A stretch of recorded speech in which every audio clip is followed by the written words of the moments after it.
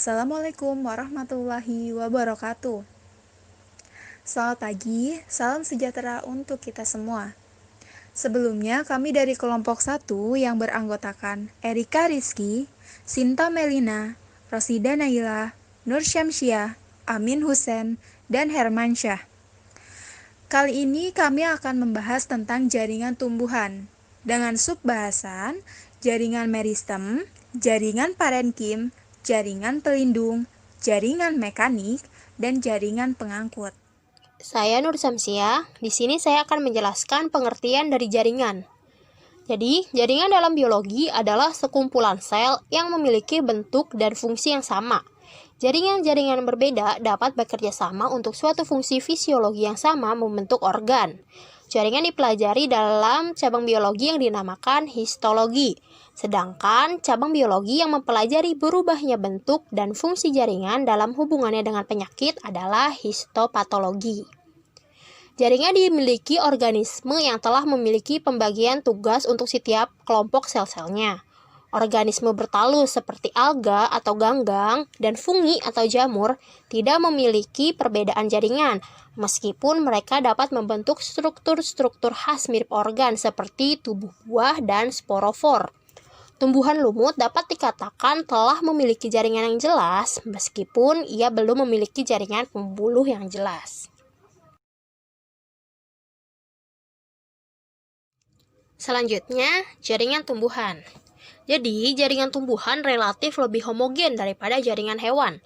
Tumbuhan tidak memiliki kemampuan lokomosi, berpindah, atau bergerak secara aktif sebagaimana hewan. Meskipun demikian, banyak sel-sel baru terbentuk untuk berbagai jaringan sebagai kompensasi banyaknya sel-sel yang mati, yang menjadi pasif karena berperan sebagai sel-sel penyimpanan cadangan energi atau metabolit sekunder. Dan untuk mengisi jaringan baru karena tumbuhan selalu bertambah masanya khususnya bagi tumbuhan tahunan. Dan jaringan yang aktif memperbanyak diri dan tidak memiliki fungsi khusus disebut jaringan meristematik. Sementara jaringan yang telah mantap dengan fungsinya disebut jaringan tetap atau permanen. Nah, jaringan tumbuhan itu sendiri terbagi menjadi 5 jenis jaringan. Yang pertama jaringan meristem, yang kedua jaringan parenkim, yang ketiga jaringan pelindung, yang keempat jaringan mekanik, dan yang kelima jaringan pengangkut. Oke, perkenalkan nama saya Amin Husen. Saya akan menjelaskan mengenai jaringan meristem. Jaringan meristem merupakan jaringan yang aktif membelah. Berdasarkan daerah asalnya, jaringan meristem terbagi menjadi 2 macam, yaitu jaringan meristem primer dan jaringan meristem sekunder.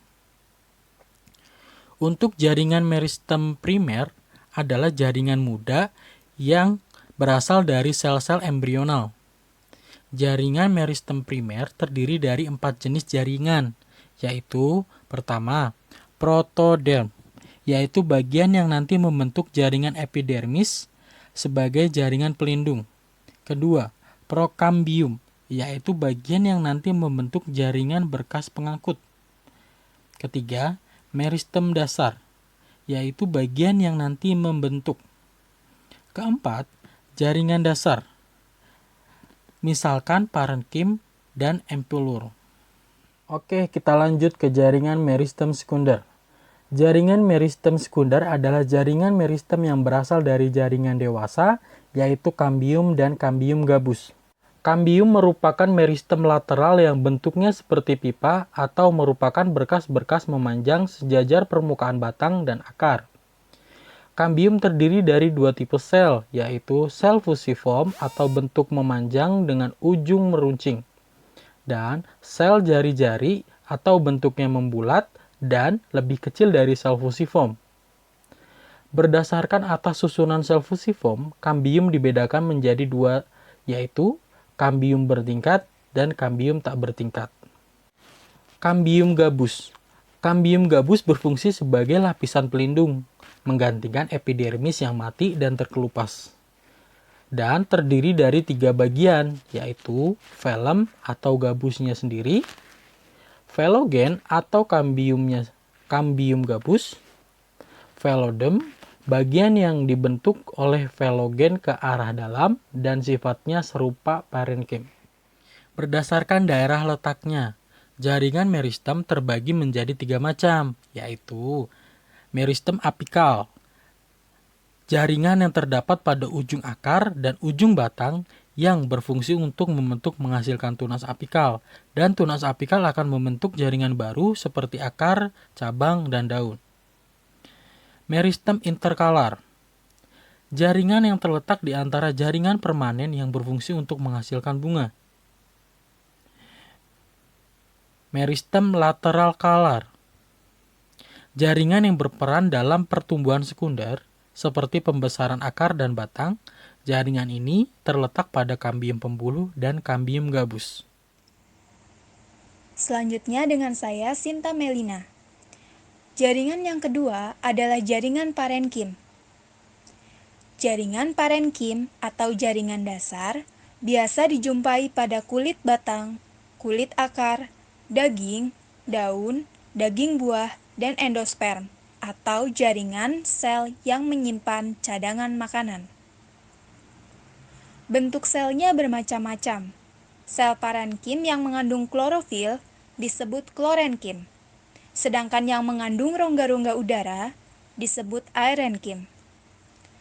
Dua gambar di samping adalah contoh struktur jaringan parenkim. Yang pertama pada tanaman Oryza sativa atau tanaman padi. Jaringan parenkim pada tanaman padi berfungsi sebagai penimbun. Dapat dilihat dalam gambar terdapat butir amilum atau zat pati sebagai cadangan makanan. Yang kedua adalah contoh aerenkim pada Petioles xanthorrhoeacea atau tanaman kala lili. Dapat dilihat jaringan parenkim pada tanaman tersebut mengandung rongga-rongga udara. Sifat-sifat jaringan parenkim. Yang pertama, dinding selnya tipis. Meskipun terjadi penebalan dari selulosa, namun keadaannya masih lentur dan dapat dikatakan bahwa dinding selnya itu jarang sekali. Yang kedua, dinding sel yang telah menebal biasanya mempunyai noktah atau plasmodesmata yang dapat menjamin lancarnya pertukaran zat-zat yang diperlukan oleh tumbuhan. Yang ketiga, sel-sel parenkim merupakan sel-sel yang masih mempunyai kegiatan atau masih hidup. Yang keempat, di dalam protoplasma terdapat plastida, baik leukoplas, kloroplas, atau kromoplas. Yang kelima, bentuk sel parenkim dalam segi banyak yang memiliki diameter yang bervariasi. Letak jaringan parenkim hampir di seluruh bagian pada tumbuhan. Yang pertama, pada batang dan akar, yaitu di antara epidermis dan pembuluh angkut sebagai korteks. Yang kedua, pada empulur batang. Yang ketiga, pada daun merupakan mesofil atau jaringan pagar dan bunga karang. Yang keempat, pada daging buah dan dalam endosperm biji, yaitu jaringan yang menyimpan cadangan makanan. Berdasarkan fungsinya, jaringan parenkim dibedakan menjadi beberapa jenis. Yang pertama, parenkim asimilasi, yakni sebagai tempat fotosintesis. Biasanya terletak di bagian tepi suatu organ. Contohnya, daun, batang, atau buah yang di dalamnya terdapat kloroplas. Yang kedua, parenkim penimbun atau penyimpan cadangan makanan. Biasanya terletak di bagian dalam tubuh seperti pada empulur batang, akar, umbi lapis, akar rimpang, atau biji yang di dalam selnya terdapat cadangan makanan. Yang ketiga, parenkim air, yakni penyimpan cadangan air. Terdapat pada tumbuhan xerofit atau epifit sebagai penimbun air pada masa kering. Contohnya adalah kaktus dan lidah buaya. Yang keempat, parenkim udara, yakni penyimpan udara. Ruang antar selnya besar atau aerenkim. Sel-sel penyusunnya dapat bulat, misalnya pada alat pengapung tumbuhan air. Contoh eceng gondok, atau berbentuk bintang seperti pada tangkai daun cana. Yang kelima adalah parenkim pengangkut atau sebagai jaringan pengangkut. Sel-sel penyusunnya berbentuk memanjang menurut arah pengangkutannya dan umumnya terdapat pada batang. Contoh pada xilem dan phloem pada batang tumbuhan. Saya Rosida Nela Safira akan menjelaskan jaringan pelindung dan jaringan mekanik. Jaringan pelindung ditinjau dari asal katanya, yaitu dari bahasa Yunani. Epi berarti di atas, derma berarti kulit, maka epidermis adalah lapisan-lapisan sel yang berada paling luar pada alat-alat tumbuhan primer seperti akar, batang, daun, buah, dan biji. Sel-sel epidermis yang memang berasal dari meristem primer dalam pembentukan jaringannya itu tentunya akan merupakan jaringan primer. Epidermis ini biasanya tersusun dari satu lapisan sel saja dan pada irisan permukaan sel-selnya tampak berbentuk macam-macam. Penebalan-penebalan yang berlangsung pada dinding sel epidermis biasanya merupakan penebalan-penebalan sekunder yang terdiri dari selulosa yang berwujud sebagai garis-garis atau lamela. Kenyataannya, pada tumbuhan-tumbuhan yang hidup di atas tanah, pada tempat-tempat yang kering seperti halnya dengan xerophyte, dinding-dinding selnya yang telah memiliki penebalan selulosa juga akan mengandung zat kutin. Fungsinya: 1. Pelindung semua organ tumbuhan. 2. Tempat penyimpanan cadangan air. 3. Membatasi penguapan pada tumbuhan. 4. Penyerapan zat air dan unsur hara. 5. Difusi oksigen dan karbon dioksida. Selanjutnya, jaringan mekanik. Di dalam tumbuhan diperlukan adanya kekuatan agar dapat melakukan perimbangan-perimbangan bagi pertumbuhannya. Jaringan mekanik merupakan jaringan yang memberikan perimbangan-perimbangan bagi tumbuhan dan jaringan-jaringan demikian. Manfaat jaringan mekanik. Yang pertama, tumbuhan-tumbuhan yang tumbuh di darat, alat-alatnya berada di atas tanah memerlukan kekuatan. Yang kedua, tumbuhan-tumbuhan ini sesuai dengan perkembangan akan menjadi dewasa. Dengan batang dan ranting-ranting yang cukup besar, pohonnya akan tinggi. Yang ketiga, dengan keadaan dan pertumbuhan yang demikian, jaringan mekanik akan dapat memberikan kekuatan sehingga terjadi perimbangan dalam pertumbuhannya, yang artinya tumbuhan-tumbuhan akan dapat hidup dengan baik. Jaringan mekanik ini umumnya terdiri dari 1. Sel-sel yang berdinding tebal mengandung lignin dan zat-zat lainnya. Yang kedua, zat-zat tersebut memberi sifat keras pada dinding selnya. Jaringan mekanik dibedakan menjadi dua macam, yaitu kolenkim dan sklerenkim. Jaringan kolenkim adalah jaringan yang terdiri dari sel-sel hidup yang memiliki selulosa tebal. Penebalan yang utama terjadi pada sudut-sudutnya.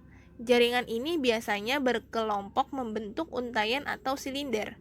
Jaringan ini terletak pada bagian terluar batang dan urat daun. Fungsinya sebagai penyokong dan memperkuat organ. Sklerenkim sebagai alat penyokong dan pelindung. Jaringan sklerenkim terdiri atas sel-sel yang bersifat mati dan seluruh bagian dinding selnya mengalami penebalan. Letaknya adalah di bagian korteks, perisikel, serta di antara xilem dan phloem. Jaringan sklerenkim pada bagian keras biji dan buah berupa sklereida. Sklerenkim ada dua jenis, yaitu berbentuk fiber serat, misalnya rami, dan sklereida pada kulit kacang atau kulit biji. Fungsi jaringan sklerenkim. Baik, saya Hermansyah, di mana saya akan membahas tentang jaringan pengangkut, di mana jaringan pengangkut ini adalah salah satu dari 3 kelompok jaringan permanen yang dimiliki tumbuhan hijau berpembuluh, di mana jaringan ini juga disebut pembuluh dan berfungsi utama sebagai saluran utama transportasi zat-zat hara yang diperlukan dalam proses vital tumbuhan, di mana juga jaringan pengangkut ini terbagi dua, yaitu xilem dan floem. Di mana untuk xilem ini atau pembuluh kayu bertugas mengangkut air dan garam-garam mineral yang terlarut dari akar ke seluruh bagian tumbuhan, di mana ada 3 unsur penyusun. Yang pertama unsur trakeal, dan kedua ada serabut xilem, dan yang ketiga ada parenkim xilem. Adapun untuk floem itu pembuluh lapis atau pembuluh kulit kayu yang dimana bertugas mengangkut hasil fotosintesis dari daun ke seluruh bagian tumbuhan, di mana ada 4 unsur penyusun. Yang pertama ada pembuluh, sel pengering, ada parenkim floem, dan terakhir ada serabut. Perkenalkan, nama saya Erika Rizky Herdianti. Menyambung pembahasan teman saya sebelumnya tentang macam-macam jaringan pengangkut, yaitu xilem dan floem. Nah, dapat kita lihat ada 2 gambar, di mana di sisi kiri merupakan gambar anatomi struktur batang dikotil dan monokotil. Lalu di bagian kanan terdapat gambar xilem dan floem. Yang pertama, coba perhatikan gambar anatomi struktur batang. Sekilas kita dapat membedakan mana batang dikotil dan mana batang monokotil. Terlihat pada dikotil, ikatan pembuluhnya itu tersusun dalam satu lingkaran. Sedangkan pada monokotil, ikatan pembuluhnya ini tersebar. Pada batang dikotil dan monokotil sama-sama memiliki epidermis yang berfungsi untuk melindungi batang agar tidak kekurangan banyak air. Lalu sama-sama memiliki xilem dan floem. Tetapi letak xilem dan floemnya ini berbeda. Pada dikotil, floem terletak di luar xilem, sedangkan pada monokotil, floem dan xilemnya ini bersebelahan.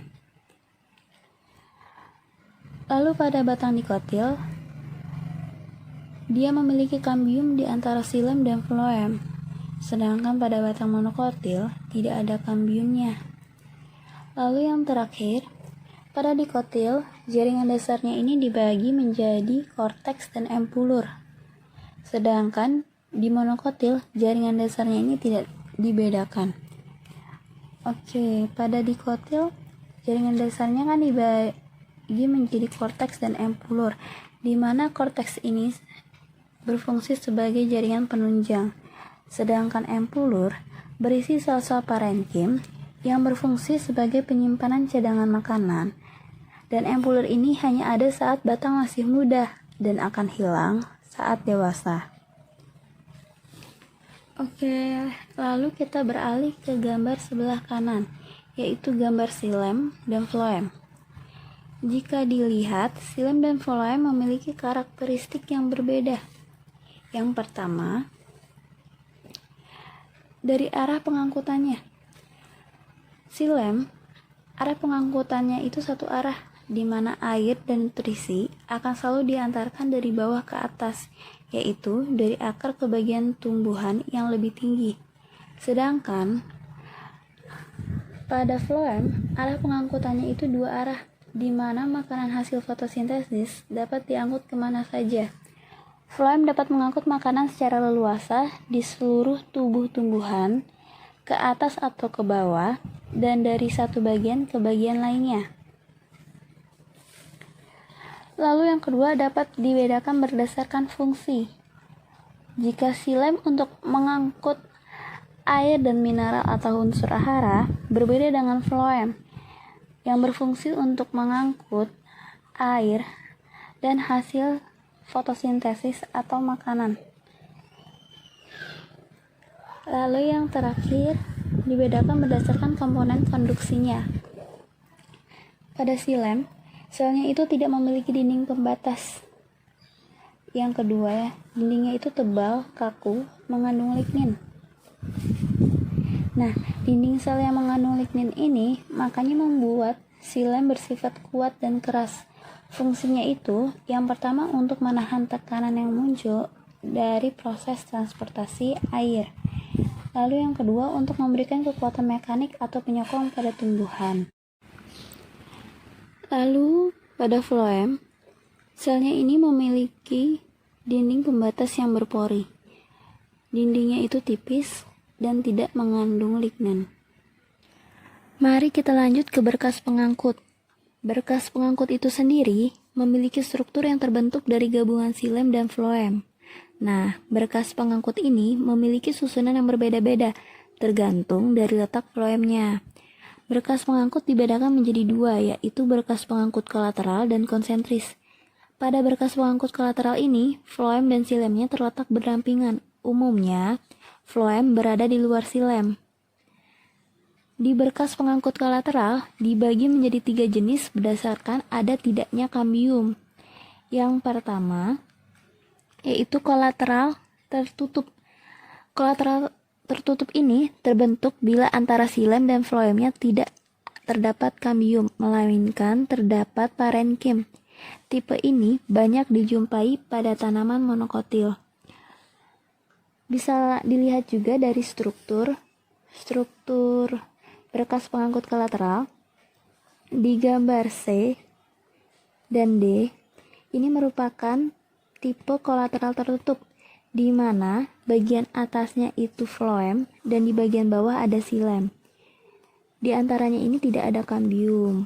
Lalu yang kedua, kolateral terbuka. Pada tipe ini, antara silem dan floemnya terdapat kambium, misalnya pada tumbuhan dikotil dan gimnosperme. Pada tipe kolateral terbuka, kambium merupakan penghubung antara silem dan floem. Bisa diperhatikan di gambar A. Kolateral terbuka tersusun dari floem, kemudian kambium dan silem, di mana floem terdapat di bagian atas, kambium di bagian tengah, dan silemnya di bagian bawah. Lalu yang ketiga, pada berkas pengangkut kolateral yaitu bikolateral. Bikolateral merupakan tipe ikatan pembuluh di mana silem diapit oleh floem luar dan floem dalam. Nah, pada floem luar itu terdapat kambium luar dan di dalam floem dalam terdapat kambium dalam. Bisa kalian perhatikan pada struktur E dan F, di mana bikolateral tersusun dari floem luar, kemudian kambium luar, lalu ada silem, setelah silem ada kambium dalam dan floem dalam. Lanjut ke konsentris. Pada konsentris, salah satu dari unsur jaringan pengangkut ada yang terletak di tengah-tengah unsur jaringan pengangkut yang lainnya itu. Jadi, ada yang silemnya di tengah, ada yang floemnya di tengah. Pada konsentris, silem dan floem saling mengelilingi satu sama lain. Di antara silem dan floemnya itu tidak dipisahkan oleh kambium. Makanya, konsentris bersifat tertutup. Di konsentris sendiri ada 2 macam tipe. Yang pertama yaitu konsentris ampikribal, di mana silemnya berada di tengah dan dikelilingi oleh floem. Konsentris tipe ampikribal ini bisa kita temui di tumbuhan paku-pakuan. Lalu yang kedua, ada konsentris ampifasal.